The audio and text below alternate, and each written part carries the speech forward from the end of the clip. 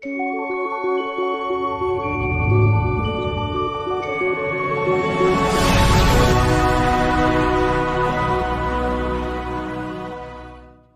यीशु मसीह के ज़िंदा और जलाली और पाक नाम में तमाम जितने भाई बहन है, जो सामीन है, जो हाज़रीन है, खुदावंद यीशु मसीह के नाम में सलाम।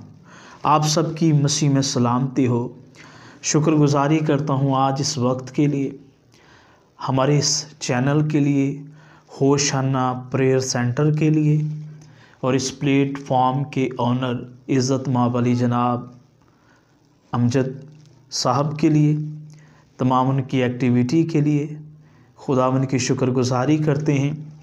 और आज हम फिर से एक नए टॉपिक के साथ नई बात सीखने वाले हैं और आप बड़ी कसरत से बरकत पाएंगे।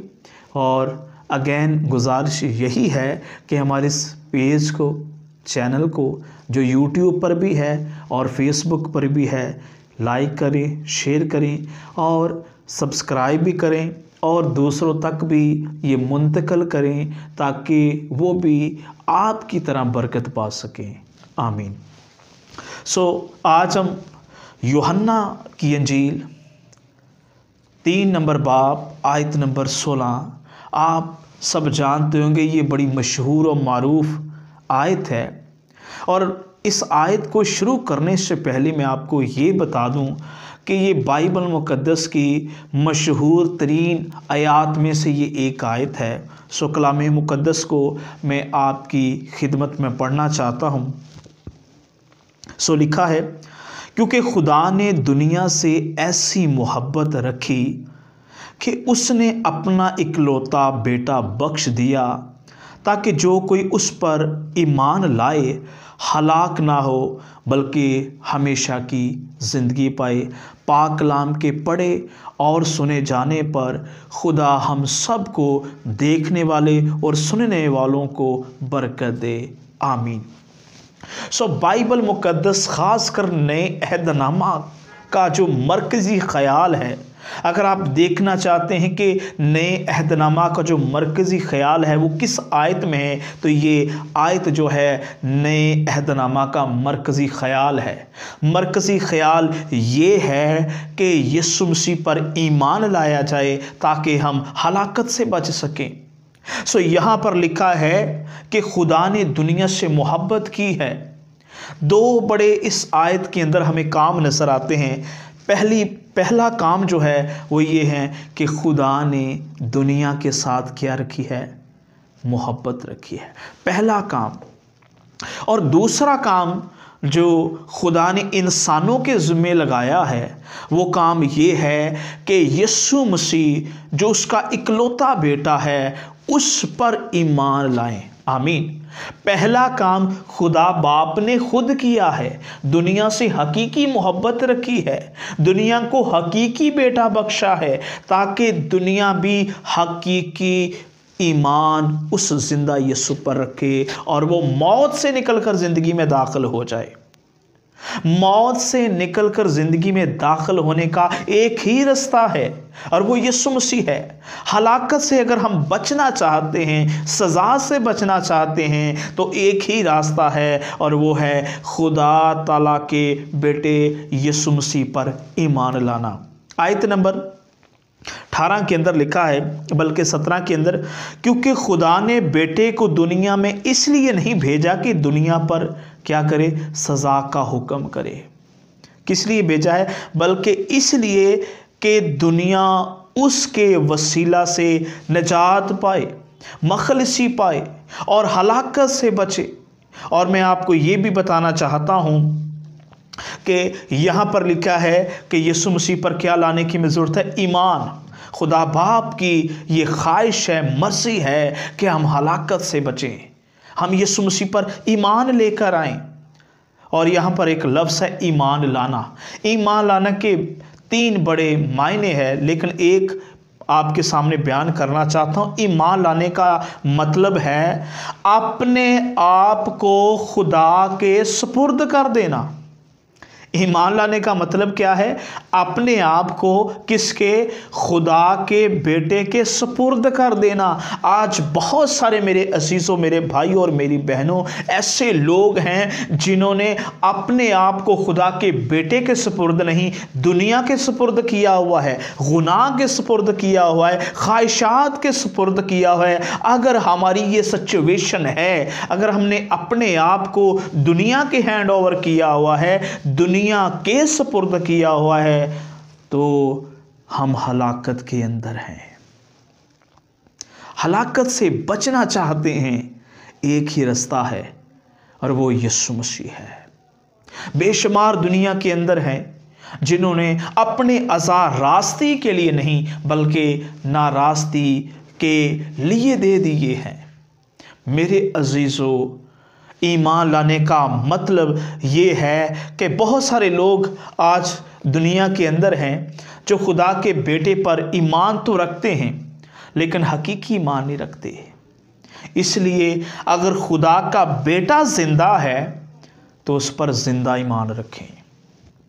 खुदा का मंसूबा है ये, यीशु मसीह अपना बेटा देना उसका खुदा का क्या है? मंसूबा है। खुदा का मंसूबा अब्राहम का बेटा मोरिया के पहाड़ पर लेना नहीं बल्कि अपना बेटा तमाम दुनिया के लिए, आपके लिए, मेरे के लिए कलवरी पहाड़ पर देना था। खुदा का मकसद क्या है? अब्राहम का बेटा लेना नहीं बल्कि अपना बेटा जिंदा देना है। अगर वो जिंदा है तो खुदा भी चाहता है कि उसके लोग उस पर जिंदा ईमान रखें। बाइबल मुकद्दस के अंदर अकली ईमान के मतलब मुर्दा ईमान उसे पसंद नहीं, मुर्दा ईमान से उसे कोई सरोकार नहीं। अगर उसने जिंदा बेटा दिया है, यीशु जिंदा है और वो भी चाहता है उसके लोग भी क्या करें? जिंदा ईमान रखें। मत्ती की इंजील उसका 15 नंबर बाब और उसकी आयत नंबर 8 के अंदर लिखा है कि ये उम्मत ज़ुबान से तो मेरी ताज़ीम करती है मगर इनके दिल मुझसे दूर है। ये वो ईमान है जो मुर्दा ईमान है। अगर हम ज़ुबानी कलामी खुदावंद से कहते हैं, उस पर ईमान रखे हुए हैं, अगर हमारे अमाल ठीक नहीं है, अगर हम अमली तौर पर उस पर अमल नहीं कर रहे, ईमान नहीं रख रहे, तो याद रखें ऐसा ईमान हमें निजात नहीं दे सकता। अकली ईमान हमें निजात नहीं दे सकता। ये उम्मत ज़ुबान से तारीफ़ करती है कि ऐ खुदावंद तो हमारा खुदा है, इनके दिल मुझसे क्या है? दूर है। अगर ऐसा रवैया मेरा और आपका है तो मैं आपको ये कहना चाहता हूँ कि हम निजात नहीं पा सकते। ऐसा ईमान हमें नहीं बचा सकता। बुजुर्ग याकूब ने कहा, अगर हम याकूब का ख़त 2 नंबर चैप्टर पढ़ें तो वहाँ पर जब हम 13 आयत से पढ़ते हैं तो यूँ लिखा है, बल्कि 14 से, ऐ मेरे भाइयों, अगर कोई कहे कि मैं ईमानदार हूँ मगर अमल ना करता हो तो क्या फ़ायदा? ऐसा ईमान हमें नजात नहीं दे सकता।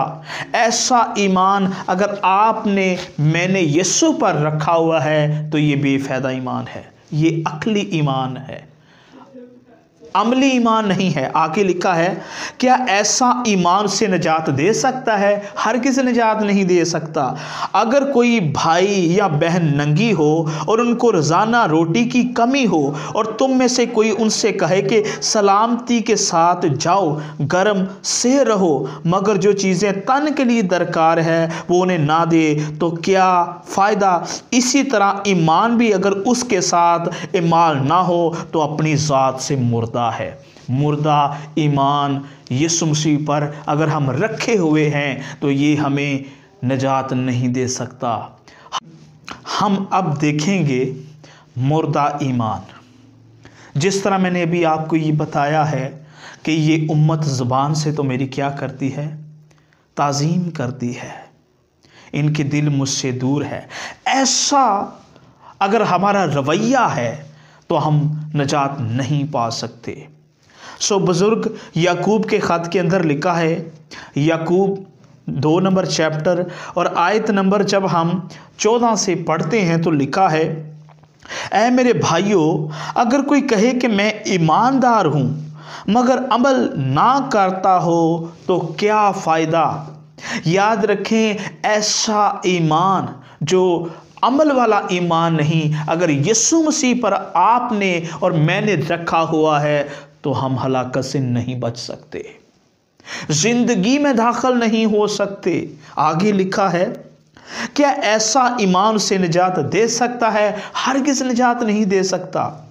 और लिखा है, अगर कोई भाई या बहन नंगी हो, उनको रोज़ाना रोटी की क्या हो जी कमी हो, और तुम में से कोई उनसे कहे कि सलामती के साथ जाओ, गर्म और से रहो, मगर जो चीज़ें तन के लिए दरकार है वो उन्हें ना दे तो क्या फ़ायदा। आगे लिखा है, इसी तरह ईमान भी अगर उसके साथ एमाल ना हो तो अपनी ज़ात से मुर्दा है।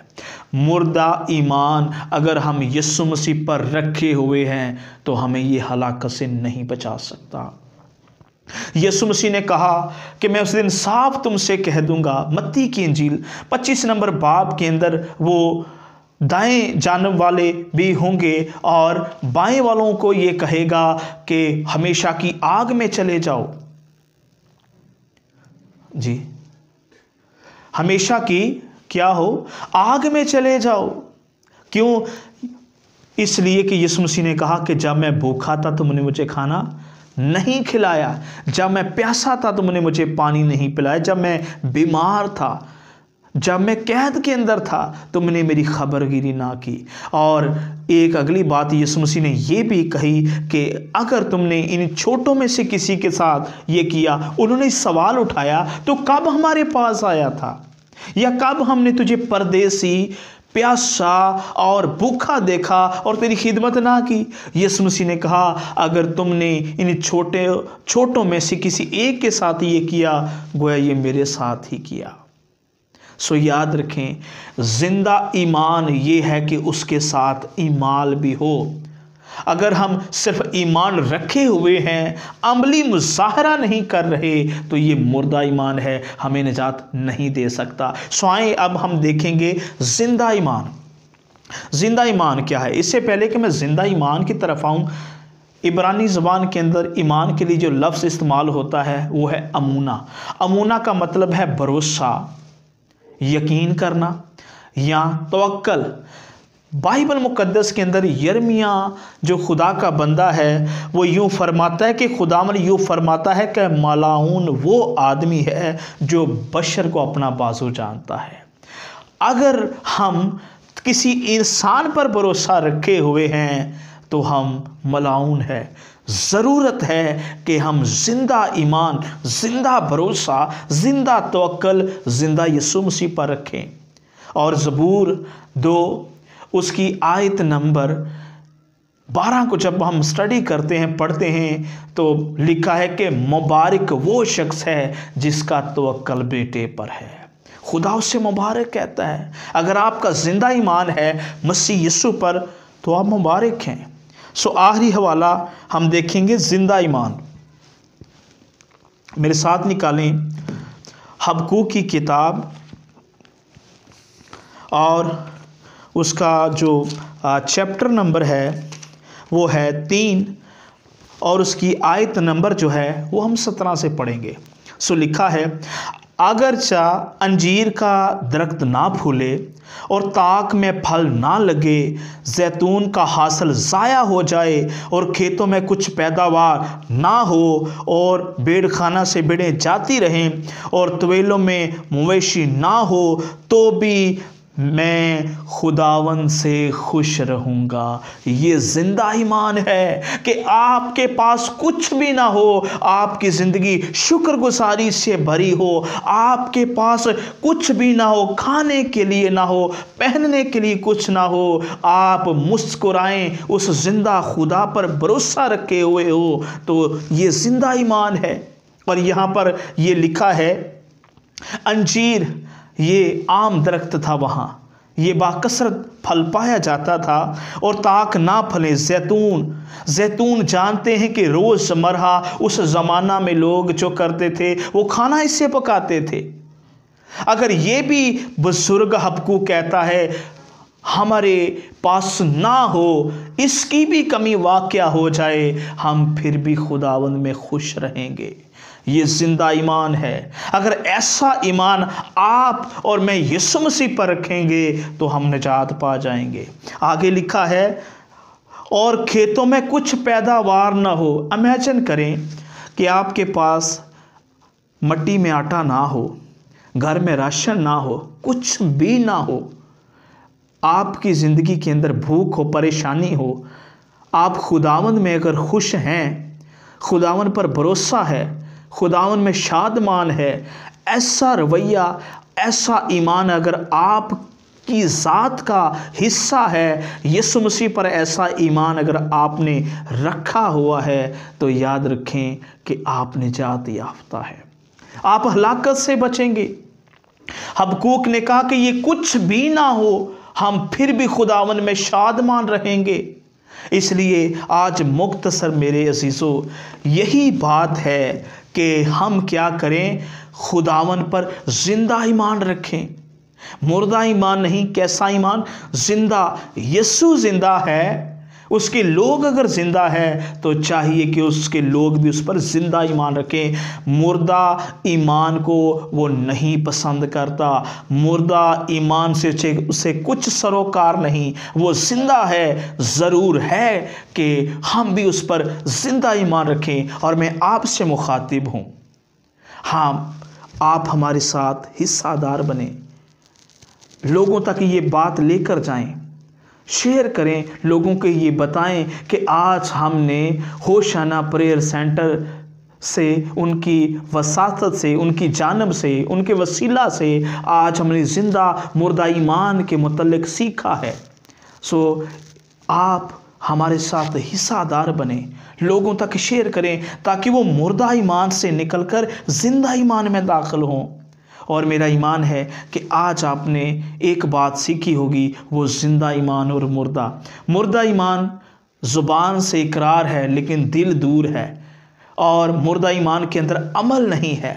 जिंदा ईमान हालात कैसे भी हो, आप खुदावन में शादमान है, तो ये जिंदा ईमान है। सो खुदावन आज इस कलाम के वसीला से बड़ी बरकत दे। आमीन। Thanks for watching. Subscribe the channel and hit the bell icon. Hoshana Prayer Center.